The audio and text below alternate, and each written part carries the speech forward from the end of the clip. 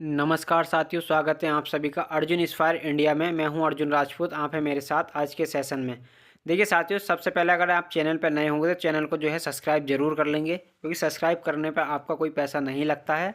और अगर इसकी आपको पीडीएफ चाहिए तो हमारा जो है टेलीग्राम चैनल ज्वाइन कर लेंगे, लिंक मैं जो है डिस्क्रिप्शन में भी हमारे जो है रहता है। और आप सर्च भी कर सकते हैं Uttarakhand GK by Arjun Rajput sir. और अपनी राय कमेंट बॉक्स में ज़रूर देंगे कि आपकी क्या राय है इस सेशन पे। तो देखिए यहाँ पर,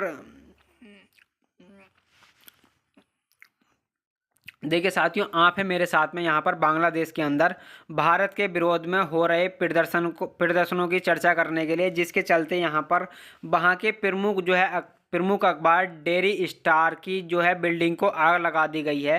प्रमुख अखबारों के अंदर यहाँ पर प्रथम आलोक करके जो न्यूज़ चैनल है उसके अंदर पत्रकारों को ही जला दिया गया।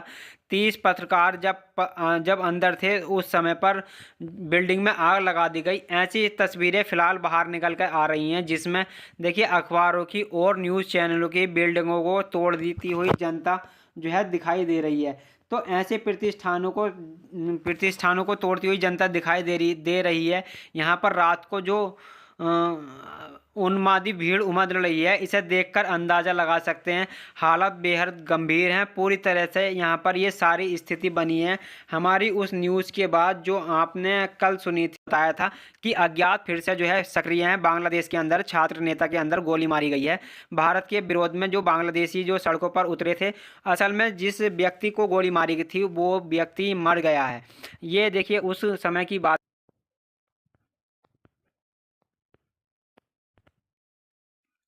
ये उस्मान हैदी जिसे गोली मारी गई थी, ये उस्मान हैदी नाम का व्यक्ति मर गया है। इसके चलते अब लोगों का गुस्सा जो है फूट पड़ा है और वो सीधे सीधे जो है भारत को ब्लेम कर रहे हैं। उनका मानना है कि भारत ने अपने जो है खुफिया लोगों से या फिर जो है मारने वालों को अपने यहाँ शरण दे करके जो है उस्मान हैदी को मरवाया है।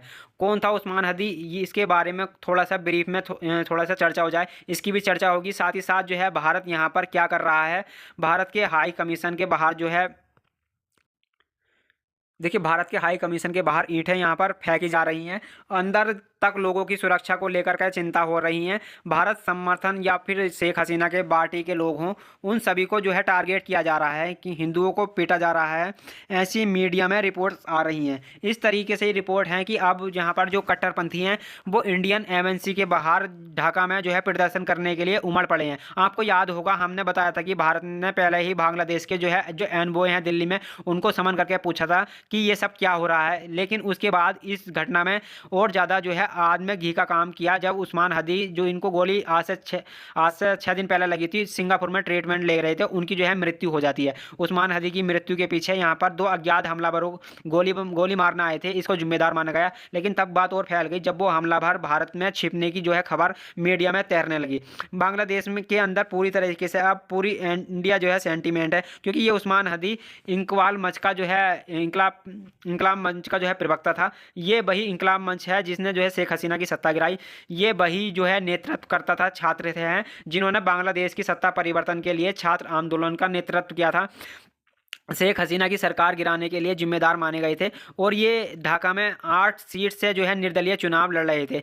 आपने चुनाव लड़ने के लिए जैसे ही कैंपेन में पार्टिसिपेट किया, 11 दिसंबर को इलेक्शन डेट की घोषणा होती है, 12 दिसंबर को ये चुनाव प्रचार के लिए बाहर निकलते हैं। जब ये बाहर निकलते हैं तो इन्हें गोली मार दी जाती है। इनको गोली मारने के पीछे इनके करतूत जो थे, इनके पीछे जो किए कांड थे, उनको जिम्मेदार ठहराया गया, क्योंकि ये बांग्लादेश के लिए बात करने से ज़्यादा भारत के खिलाफ जो है जहर उगल रहे थे। इनके जहर उगलने में भारत के टुकड़े करना इनकी प्लानिंग में था कि बांग्लादेश को बृहद बांग्लादेश के और पाकिस्तान को बृहद पाकिस्तान के रूप में देखते थे। इस तरीके का कंटेंट ये सोशल मीडिया पर आज दिन जो है साझा करते रहते थे।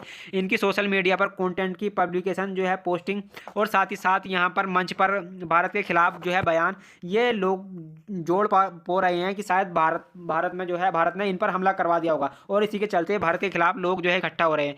इन्हें इलाज के लिए सिंगापुर ले जाया गया, लेकिन इनकी मृत्यु हो गई। जैसे ही मौत की खबर निकली, हम उस्मान हदी हैं, हम ये कहते हुए लोग सड़कों पर यहाँ पर उतर आए और ऐसा कहते हुए मास प्रोटेस्ट होने लगे। मास प्रोटेस्ट में लोग भीड़ के शक्ल लेकर के जहां तहां भी भारत के समर्थन में या समर्थन में कहिए तो अवामी लीग जो शेख हसीना की पार्टी थी, तो उनके जो समर्थक थे उनको निशाना बनाया जाना शुरू हुआ।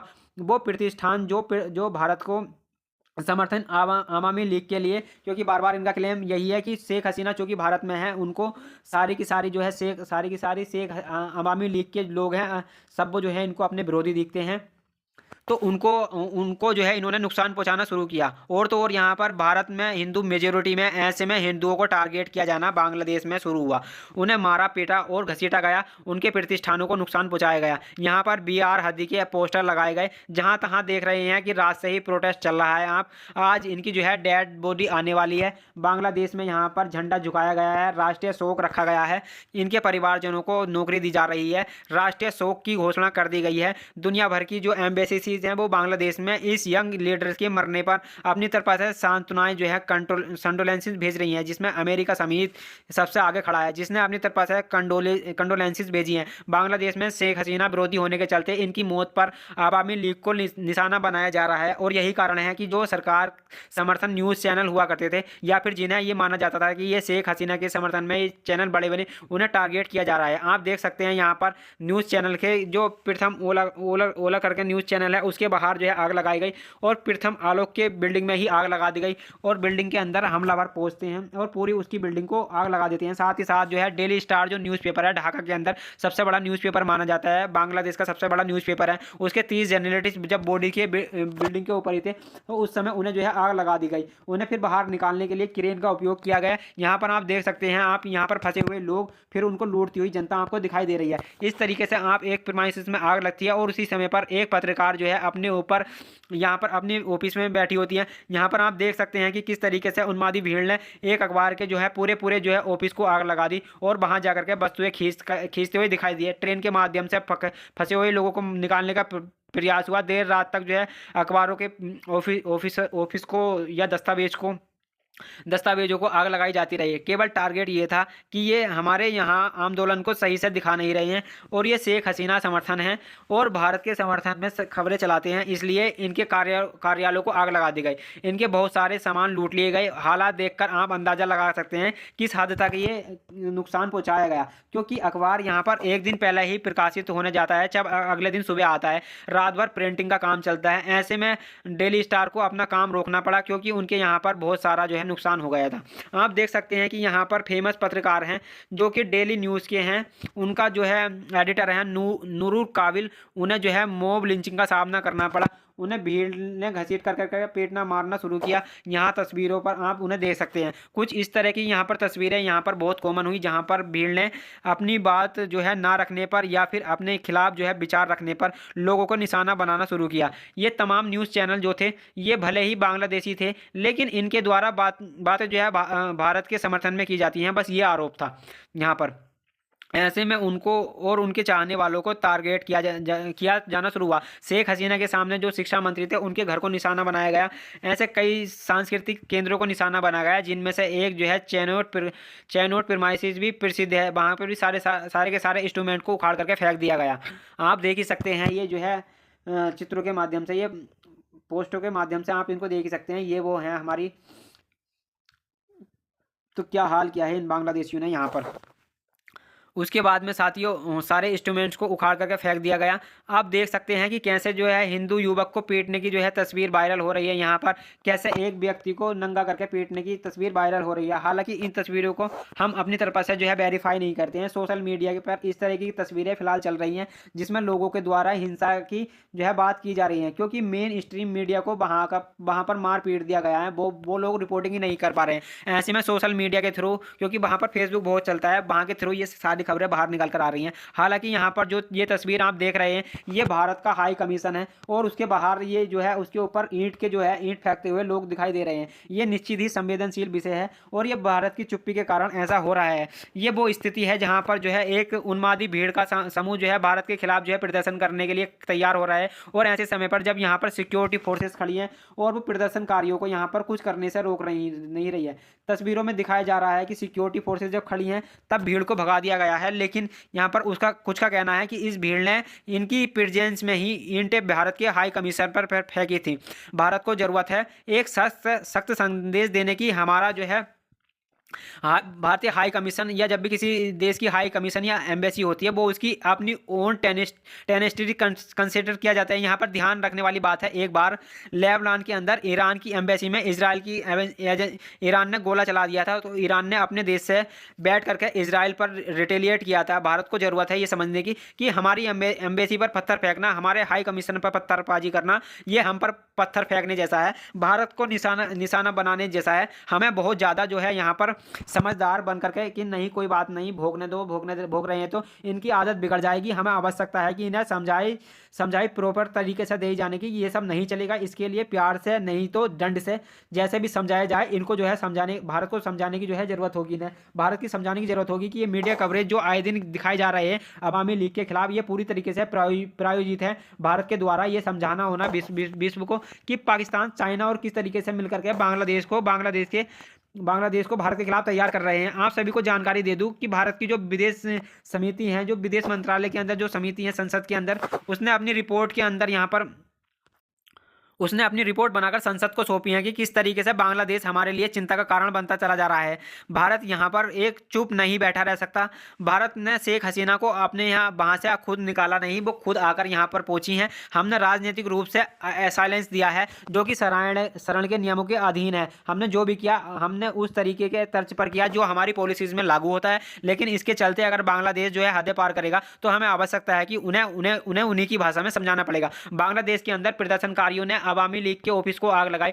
चीफ एडवाइजर का बाद में ट्वीट निकल कर आती है जो भर के पेज कहते हैं कि जिन्होंने भी ये किया होगा उन्हें कड़ी से कड़ी सजा मिलेगी। अपनी तरफ से सारी जानकारी लिखते हुए इन्होंने यहाँ पर राष्ट्र के नाम संबोधन दिया। इन्होंने कड़ी सजा के बारे में तो कहा ही कहा, साथ में ये भी कहा कि उस्मान हदी की सम्मान में राष्ट्रीय शोक रखा जाएगा और मारने वालों को, सूचना देने वालों को यहाँ पर 37 लाख रुपए दिए जाएंगे, यानी कि इनाम की राशि तक दी जाएगी। इन्होंने कहा कि हम इनके लिए एक दिन झंडा झुकाएंगे। जब इनका ये ट्वीट आया तो इनके ट्वीट के नीचे जितने भी बांग्लादेशी लोग भारत के खिलाफ हिंसा भड़का रहे हैं उन्होंने यहाँ पर भारत को टारगेट किया। इंडिया हैड रेस्पॉन्सिबल लिखा। इंडिया हर जगह यहाँ पर इंडिया असैनिटेटरी शरीफ, तो यहाँ पर ये सब आप देख ही सकते हैं। कुल मिलाकर के इस तरीके के सोशल मीडिया पर ट्वीट चलने लगे। To the Indian High Commission Dhaka, this is B, यहाँ पर शहीद उस्मान हदी, तो ये ट्वीट आप चलने लगे। तो इससे भारत को समझने की ज़रूरत है कि कहीं ऐसा ना हो कि हमारे जो भी यहाँ पर लोग बांग्लादेश में हैं और तो और कोई या है तो नहीं, या अगर हमारे खिलाफ वहाँ पर बातचीत हो रही है तो भारत को आवश्यकता है कि उन्हें मुँह तोड़ जवाब दिया जाए ताकि औरों में इस प्रकार का जो है दुस्साहस ना पनपे। यहाँ पर आप देख सकते हैं सब लोग भारत को जिम्मेदार ठहराते हुए जिम्मेदार दिखाई दे रहे हैं। इनमें से किसी के पास कोई भी इनके पास कोई भी ऑथेंटिक जानकारी नहीं है कि जहां देखो वहां पर किल्ड जो है डेली किल्ड उस्मान हदी लिख रहे हैं। इस प्रकार के जो है क्लेम किए जा रहे हैं कि अब तो हमें पुराने जमाने में लौटना होगा, ग्रेटर बांग्लादेश बनाना होगा, क्योंकि हमारे जो सिराजुद्दौलत है, जो अंग्रेजों के समय पर बेटर ऑफ प्लासी हार गए थे, उस समय का बंगाल है, हमें वो वापस बनाना होगा। तो इस तरह के कि इनके अंदर जो है ठोस सा विकास होने से पहले ही इन्हें कुचल देना चाहिए। भारत को चाहिए कि जिस तरीके से चिकन नेक को टारगेट करने का ये ख्वाब देखते हैं, छत विकत बांग्लादेश को कर दिया जाए, जिस प्रकार छल्ली कर दिया जाए बांग्लादेश को। भारत को चाहिए कि नॉर्थ ईस्ट बंगाल की खाड़ी को कनेक्ट करने के लिए एक प्रॉपर तरीके से जो है कैनाल खुद से बनाए, खुद से जो है पूरी तरीके से एक रास्ता जो है पूरी तरह से ड्राइव करे। बांग्लादेश में पूरी तरह से भारत को जो है बहुत सख्ती से पेश आने की जरूरत होगी, अदरवाइज ये सब चीज़ें एक दिन को भारत के अंदर माहौल खराब करेंगी। ये सब चीज़ें भारत के खिलाफ जो है पड़ोस में बहुत माहौल बिगाड़ेंगी। भारत को आवश्यकता है कि इन्हें अब रोकना होगा। भारत के खिलाफ जिस तरीके का माहौल चल रहा है तो इसको लिखते हुए यहाँ पर साथ ही साथ आप देखें कि इनके समर्थन में बांग्लादेश के क्रिकेट के द्वारा इनको जो है सम्मान दिया गया, इनको जो है फेडरेशन दी गई। मैं आपको याद दिला दूं, एक नेता का किसी इस प्रकार से असिनेशन होना निश्चित ही चिंता का बात है। इस प्रकार से राजनीति के अंदर यहाँ पर द्वेषतापूर्ण घटना नहीं होनी चाहिए, लेकिन इस बात के लिए भारत ही जिम्मेदार है। ये क्लेम करने से पहले बांग्लादेशियों को बचना होगा। बांग्लादेश की सरकार को चाहिए कि इस तरीके से अपनी भीड़ को भारत के खिलाफ हरकतें करने से रोके, खुद से स्पष्टीकरण दे। भारत जो है दबाव बनाए बांग्लादेश पर, उसे आवश्यकता है कि उसे अपने तरीके से ये स्पष्ट करना होगा कि ये अब और नहीं चलेगा। आप देखें यहाँ पर हमारे ऊपर बयान देने के चलते इनके यहाँ पर कई सारे मिनिस्ट्रीज जो है एक्टिवेट हो गई हैं, और तो और यहाँ पर यूएस एम्बेसी ढाका ने बकाया इन्हें जो है अपनी तरफ से कंडोलेंसेस दे दिए हैं। कहा है कि यूथ लीडर शरीफ उस्मान हदी उनके लिए जो है बड़ा लॉस मानते हैं। ये कुल मिलाकर के ये अमेरिका के द्वारा प्रायोजित द्वारा मोहम्मद यूनिस अब भारत के खिलाफ जो है बांग्लादेश को पूरी तरह से जो है प्रपंच में चाइना और पाकिस्तान के साथ मिलकर के यूज़ कर रहे हैं। भारत के खिलाफ माहौल हेडलाइंस बनने लगा है। 20 मीडिया में ये कवरेज होने लगा है। 20 मीडिया के अंदर आप उठा करके देखें तो यहाँ पर आप भारत ने एडवाइजरी जारी किया है कि जो भी भारतीय वहाँ पर हैं सुरक्षित रहें, लेकिन 20 मीडिया के द्वारा इसे कवर किया जा रहा है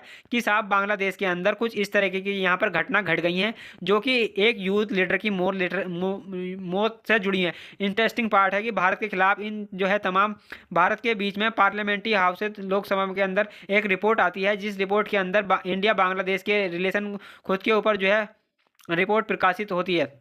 में जो कमेटी बनाई गई थी एक्सटर्नल अफेयर के द्वारा, उस कमेटी के उसके द्वारा इस रिपोर्ट को दिया गया यहाँ पर, जिसमें आप देख सकते हैं यहाँ पर बांग्लादेश की बात की गई। यहाँ पर ध्यान देने वाली बात है जो बांग्लादेश के ऊपर बांग्लादेश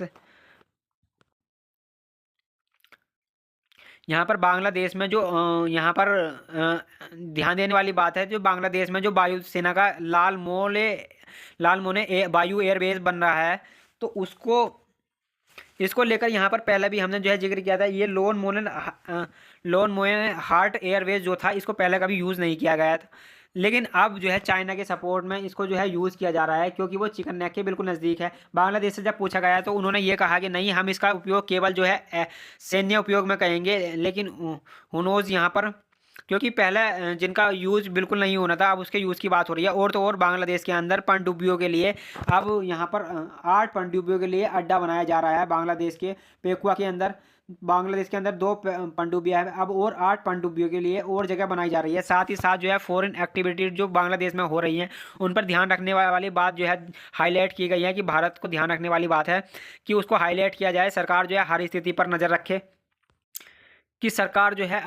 नज़र रखे ये संसदीय समिति के अंदर बात की गई है। सेंट्रल स्टेट का कोऑर्डिनेशन बढ़ा कर रखा जाए क्योंकि जो भी हमारे यहाँ पर क्या बोलते हैं उनको बॉर्डरिंग स्टेट हैं जो बांग्लादेश के साथ सीमा साझा करते हैं, इनमें से 5 राज्य जो विशेष रूप से वेस्ट बंगाल, असम, मेघालय, त्रिपुरा और मिजोरम, ये भारत के जो है ये भारत के वो राज्य है जो भारत के साथ जो है बॉर्डर साझा करते हैं। तो हमें इन पर बहुत सख्त रूप से निगरानी रखनी होगी।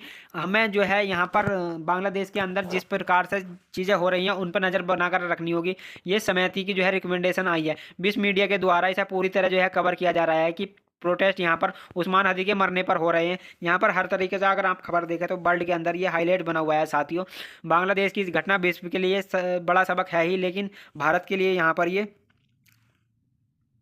भारत को यहाँ पर इसे केवल रिसीवर एंड पर बैठकर नहीं सुनना चाहिए। अगर ये किसी अज्ञात व्यक्ति के द्वारा किया गया कार्य भी है तो ऐसे में भी भारत को नहीं सुनना चाहिए। देखिए यहाँ पर आज इजराइल के द्वारा ईरान में बैठ करके हमास के लीडर्स को ईरान के लीडर को टारगेट किया गया। यदि वो इजराइल के खिलाफ सोचते थे और बोलते थे तो कोई भी प्रोटेस्ट इस तरीके का इरप्ट नहीं हुआ कि इजराइल को कोई नुकसान हुआ हो। आज भारत को आवश्यकता है कि अगर भारत के विरोधी कहीं पर भी हैं तो उनके खिलाफ जो है एक्शन ले और दुनिया में पब्लिकली बोल करके चले कि हमारे खिलाफ अगर कोई भी है तो हम उसे बख्शेंगे नहीं बिल्कुल भी। दुनिया में भारत का बिल्कुल जो है डर होना जरूरी है। भारत दुनिया की अगर 4th लार्जेस्ट इकोनॉमी भी है तो उसे केवल उनसे सुनते रहने की आवश्यकता नहीं है कि साहब अब हमको कुछ भी बोलिए हम सुनते रहेंगे।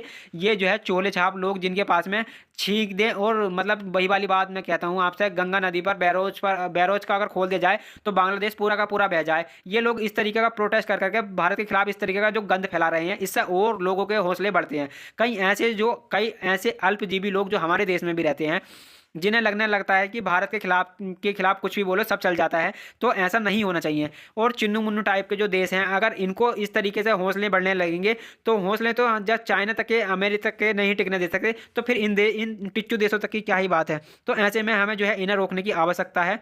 सरकार को चाहिए यहाँ पर कि इनको सख्त से शब्दों में जवाब दिया जाए और भारत को शेख हसीना को बचाने के लिए डिफेंसिव होने की जरूरत नहीं है। हमने वही किया जो हमारा धर्म कहता है। हम हमेशा शरणागति में आए हुए शरणागति की रक्षा करते हैं और हमने वही किया कि शेख हसीना जो है हम हमारे विमान से बचाकर नहीं लाए थे।